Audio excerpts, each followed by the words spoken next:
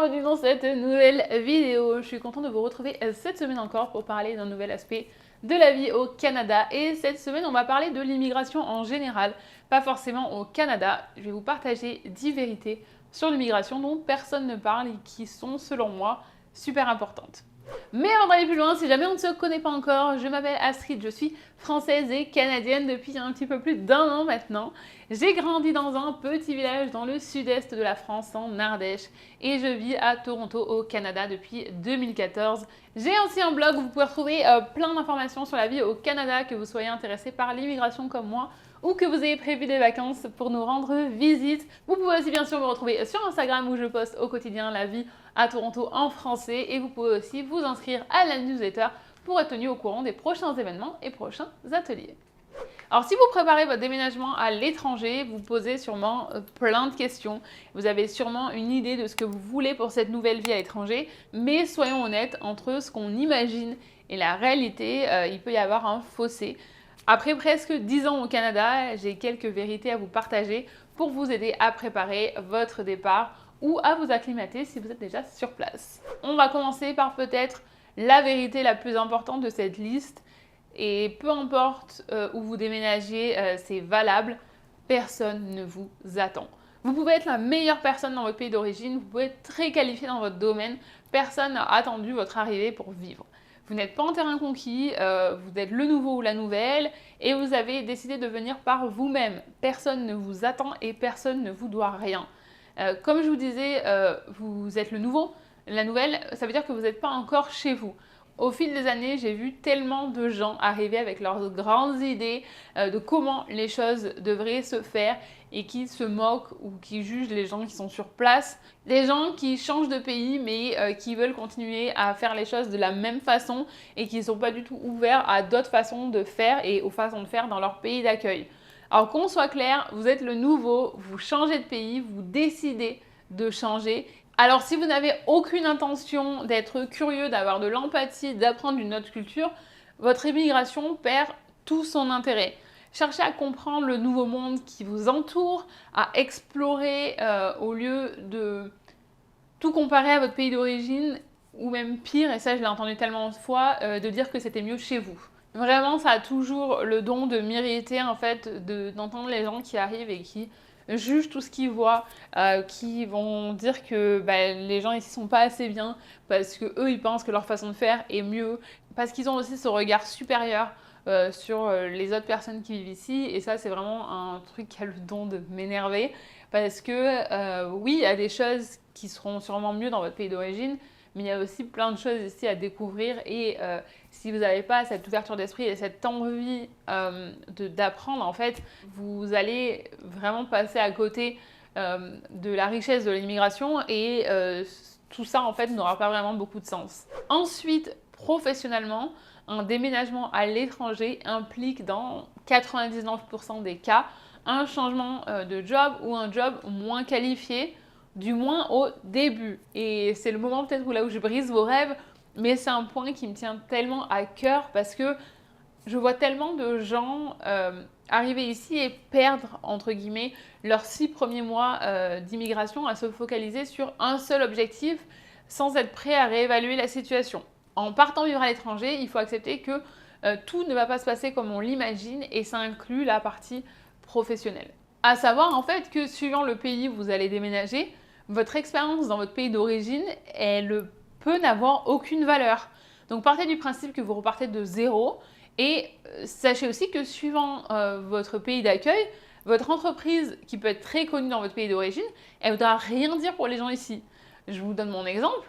Quand je travaillais chez Wurt en France, Wurt est super connu en France, c'est connu pour être vraiment une très bonne école en vente. Alors pas une vraie école, on va dire que ça vous apporte une très bonne expérience au niveau de la vente, et je savais que ça pouvait m'ouvrir plein de portes après. Quand je suis arrivée ici, personne ne connaissait. Donc en fait, l'expérience que j'avais accumulée et tout ce que j'avais construit, je repartais de zéro, et au lieu de se concentrer sur le nom en fait de mon ancien employeur, il fallait vraiment que je montre les compétences que j'avais apprises et ce que j'étais capable de faire parce que c'était la seule chose qu'ils allaient pouvoir mesurer.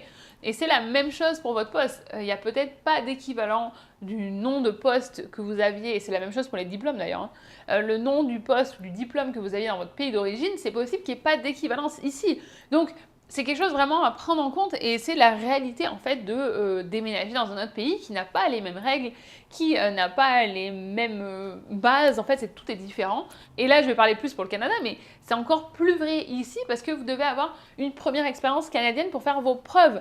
Vous devez montrer que vous êtes digne de confiance. Ça ne va pas remettre en cause vos compétences et ça ne veut pas dire que vous êtes un incapable, c'est seulement que c'est une des étapes pour la construction de votre relation de confiance et ça qui va vous permettre en fait d'accéder à d'autres jobs, qui va vous permettre de grandir dans votre expérience ici. Et encore une fois, je vous le rappelle, mais personne ne vous attend, donc c'est à nous aussi à nous plier aux règles pour faire notre place.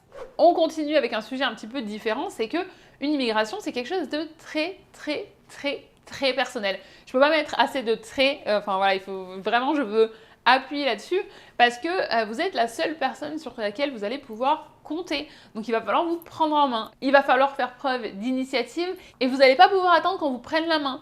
Vous allez devoir vous faire confiance et ne pas vous reposer sur les gens autour de vous. Faites des recherches, lisez des articles, on passe des heures à préparer. Je parle pour moi, mais aussi pour toutes les autres personnes qui partagent leurs expériences à l'étranger.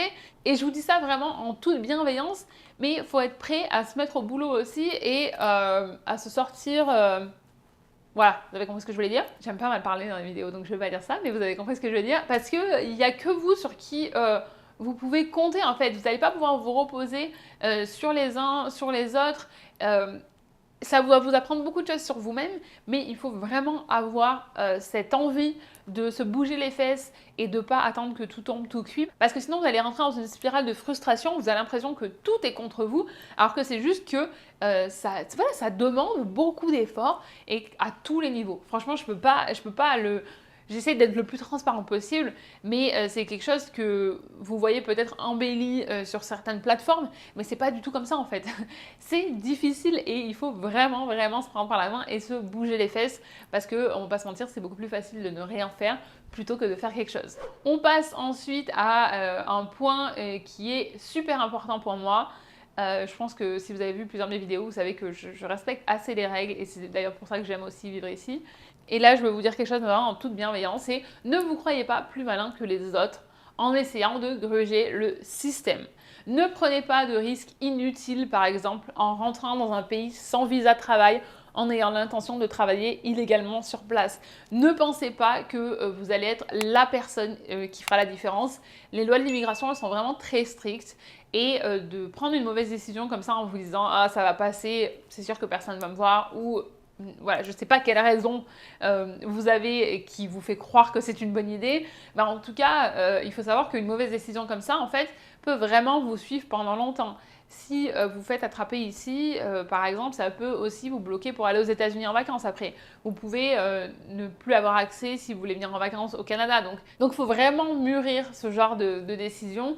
Et ce que je suis en train de vous dire, c'est pas que vous ne rentrerez pas, c'est seulement de faire la queue et que vous allez rentrer si vous respectez les règles et que les règles sont les mêmes pour tout le monde.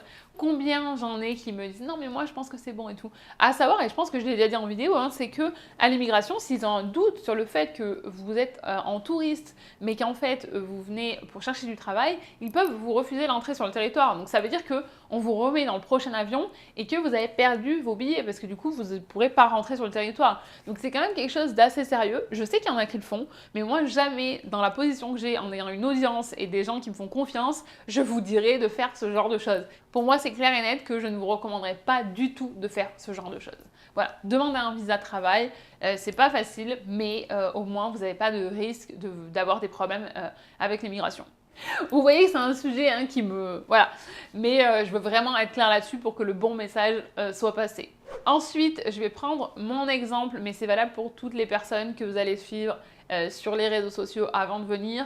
Ne comparez pas votre vie de nouvel arrivant avec des gens qui sont bien établis sur place. Rappelez-vous, et c'est pour ça que je le dis toujours dans mon intro, c'est que ça va bientôt faire 10 ans que je suis là. Donc ma vie, elle ressemble pas du tout à la vie d'un nouvel arrivant, mais elle ressemble pas du tout à la vie que j'avais quand je suis arrivée. Si un jour ça vous intéresse que je vous partage aussi plus de cet aspect-là, ou peut-être plus les choses qui ont été, comment dire, plus compliquées en fait dans les premières années où j'étais là, je suis mais tout à fait ouverte à en parler. À l'époque, je sais pas si j'aurais eu la confiance d'en parler, mais maintenant, voilà. Et puis, c'est que je vois plus les choses de la même façon. Je me rends compte aussi que on peut pas comparer en fait les réseaux sociaux en 2016-2017 et ce que c'est aujourd'hui. C'est pas seulement les réseaux. Je peux pas accuser que les réseaux. À l'époque, je sais pas si j'avais envie d'en parler parce que c'était stressant et d'avoir l'avis des gens sur Internet, ça m'aurait pas forcément aidé. Puis aussi, j'avais plein de choses à prouver que j'avais fait le bon choix de venir ici. Donc, avec un peu de recul, je pense qu'il y a des choses que je peux vous partager qu'à l'époque, je n'osais pas, ou peut-être aussi je les ai partagées, mais qu'on était moins nombreux. Donc vous le savez peut-être pas. Tout ça pour vous dire que je vous encourage vraiment à vous inspirer des gens que vous retrouvez sur les réseaux, à bien choisir les gens que vous suivez aussi pour être sûr que ce soit des gens qui soient alignés avec ce que vous recherchez, avec vos valeurs, vos envies et qui vous envoient voilà, des bonnes ondes. Mais aussi, rappelez-vous que vous n'en êtes pas aux mêmes étapes de l'immigration. Et c'est certain en fait que on ne peut pas comparer en fait quelqu'un qui est en train d'apprendre à marcher et quelqu'un qui est champion olympique de course à pied. Je ne suis pas en train de me comparer à quelqu'un de très très doué dans le sport, parce que vous savez tous que je ne suis pas très très douée dans le sport, mais ce que je veux vous dire, c'est que voilà, il faut comparer des choses qui sont comparables, enfin non, déjà on ne se compare pas de base, mais je continue à creuser là, mais ce que je veux vous dire, c'est que vraiment, ça va pas vous faire du bien en fait de comparer votre vie au jour 1 avec quelqu'un qui est à l'année 10 en fait. C'est pas quelque chose qui va vous aider, et en fait d'avoir envie de cette vie établie dès son arrivée, c'est impossible, et en fait c'est une recette pour la déception, parce que vous allez forcément être déçu de vous dire mais moi j'ai pas le bel appartement comme ça, moi j'ai pas le beau job, moi j'ai pas la belle voiture, moi j'ai pas le machin. C'est juste que ça va prendre du temps, et ce que je vous invite à faire, c'est vraiment d'apprécier chaque chapitre de votre aventure. Chaque chapitre va vous apporter son lot de souvenirs, d'apprentissage, et tous ces chapitres, ils sont là pour une raison. Et c'est ça qui va vous aider en fait à avancer dans votre émigration, à affiner ce que vous voulez aussi pour la suite de votre aventure. Et si j'étais pas passée par toutes ces étapes, j'en serais certainement pas là aujourd'hui. Je vous ai raconté plusieurs fois que j'ai été licenciée. J'ai une vidéo complète sur mes 2 licenciements. C'est après mon licenciement que j'ai commencé à me rapprocher de Monsieur Chaton, alors que ça faisait 1 an et demi qu'on bossait ensemble et qu'on était dans la même partie nos bureaux étaient pas très très loin. Donc je ne suis même pas sûre en fait qu'il serait passé quelque chose si on avait continué à travailler ensemble. Donc vous voyez, tout ça, ça fait que aujourd'hui j'en suis là où j'en suis, et j'ai pas du tout de regrets par rapport à ce que j'ai fait. Même mon premier boulot, quand je l'ai perdu, j'ai pu travailler dans une banque pendant 3 semaines. J'ai appris plein de trucs sur l'économie au Canada. Donc voilà, il faut toujours... Après, je suis quelqu'un qui voit toujours le bon côté de tout. En fait, ça peut être un peu épuisant pour les gens qui sont autour de moi. Mais après, j'ai aussi des jours où ça va pas, hein, on va pas se mentir. Mais je vois toujours, en fait, je me dis toujours qu'il y a quelque chose à gagner. Et c'est vrai que quand j'étais à l'école, j'étais en train d'essayer de voir en fait comment... Il y a un élément, parce que c'est sûr que il y a d'autres éléments. Peut-être qu'un jour je vous expliquerai pourquoi je vois la vie comme ça, mais il y a aussi quelque chose en fait, c'est que je me rappelle ma mère qui m'avait dit de toute façon tout ce que tu fais ça t'apporte quelque chose. Quand je voulais arrêter, je savais pas si je voulais continuer mes études, enfin si je voulais continuer mes études, je savais juste pas quoi faire parce que je pensais pas avoir eu mon bac. Voilà, bon, désolée, enfin je dis désolée à ma mère qui pensait que tout allait bien pour mon bac, et quand j'ai dû lui dire que j'étais au rattrapage. Voilà, bref, je sais qu'elle regarde ces vidéos.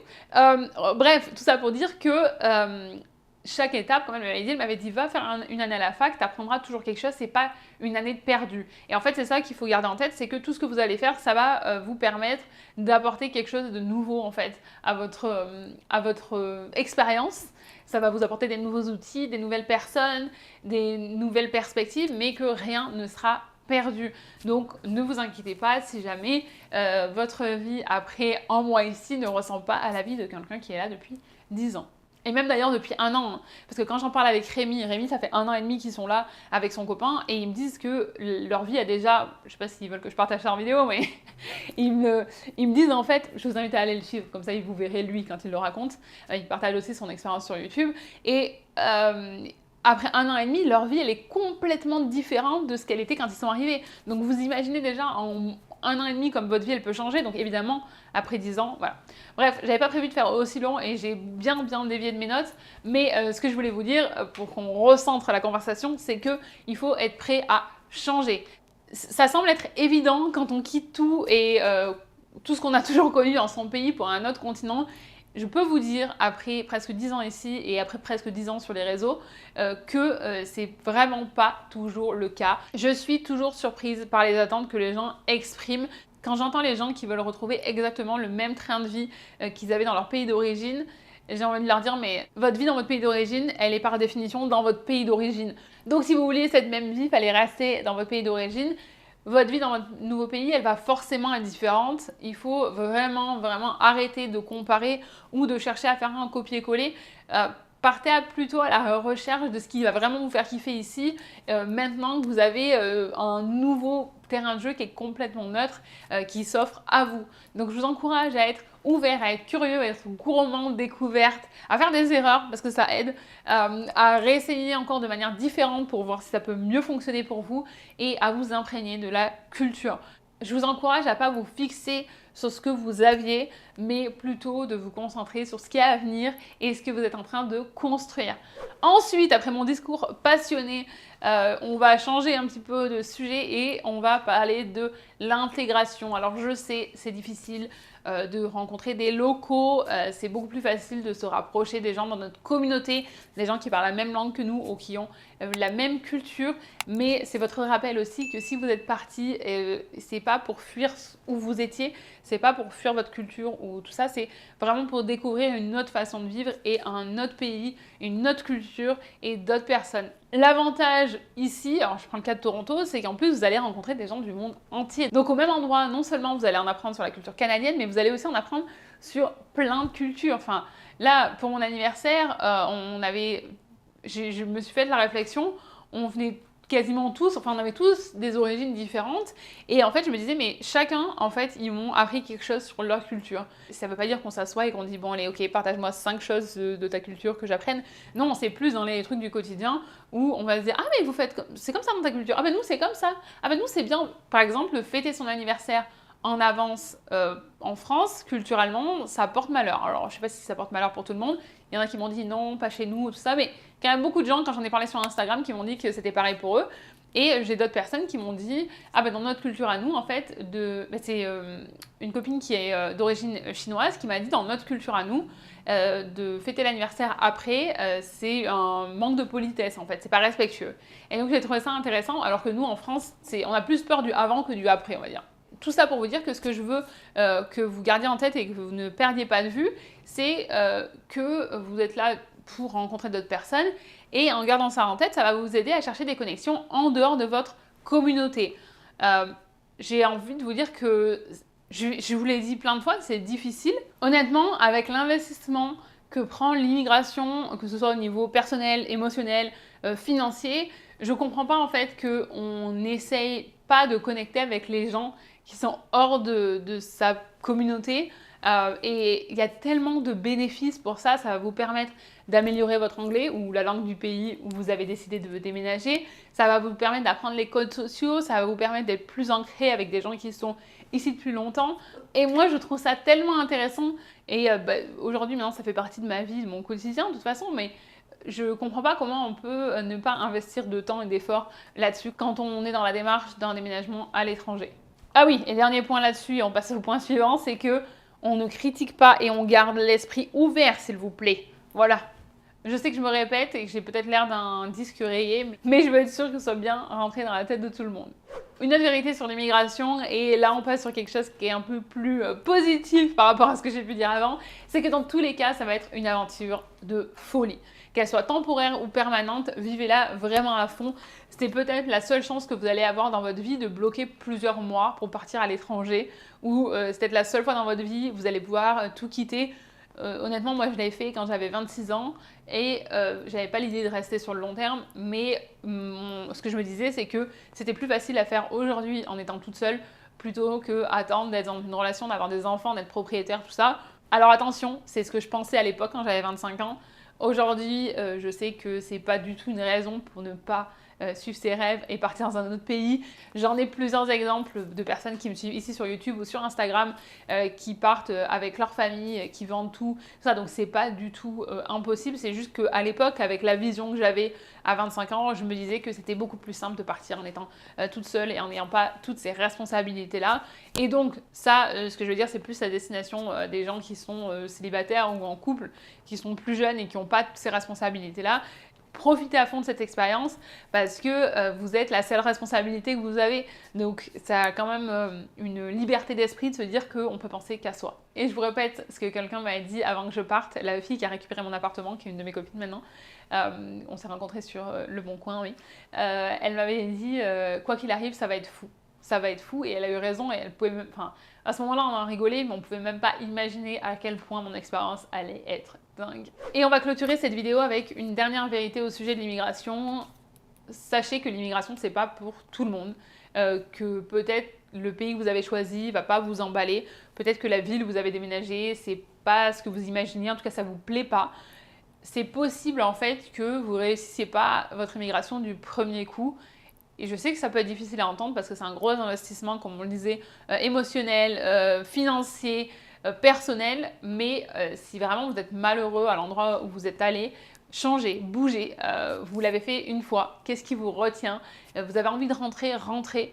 Parce qu'en fait, vous n'avez pas fait tout ça, vous n'avez pas mis tous ces efforts dans ce projet-là pour vous sentir bloqué dans une aventure qui pourrait ou qui devrait, enfin, j'ai pas envie de dire devrait, mais qui pourrait être une aventure extraordinaire si c'était vraiment quelque chose qui est aligné avec ce que vous voulez faire.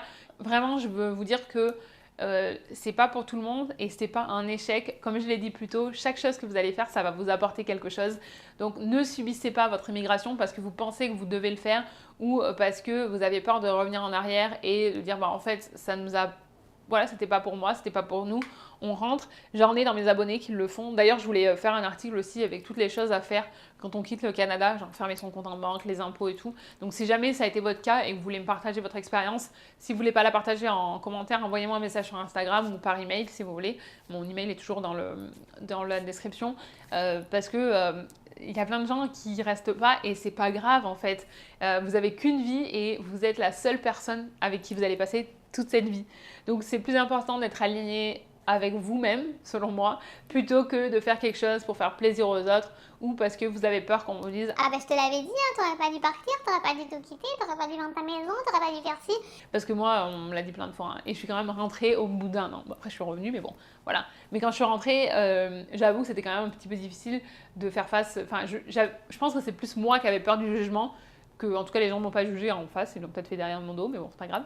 À me dire bah ça y est en fait j'ai tout quitté et maintenant j'ai tout quitté puis finalement je suis revenue après un an et maintenant plus quand je suis revenue j'ai emballé des pains au lait chez Pasquier donc autant vous dire que pour la confiance en soi c'était pas et il n'y a rien de mal à être à l'usine hein, c'est juste que j'avais vraiment l'impression que j'avais quitté un job où j'étais bien pour aller au Canada pour revenir et être payée au SMIC et à faire les 3-8 quoi.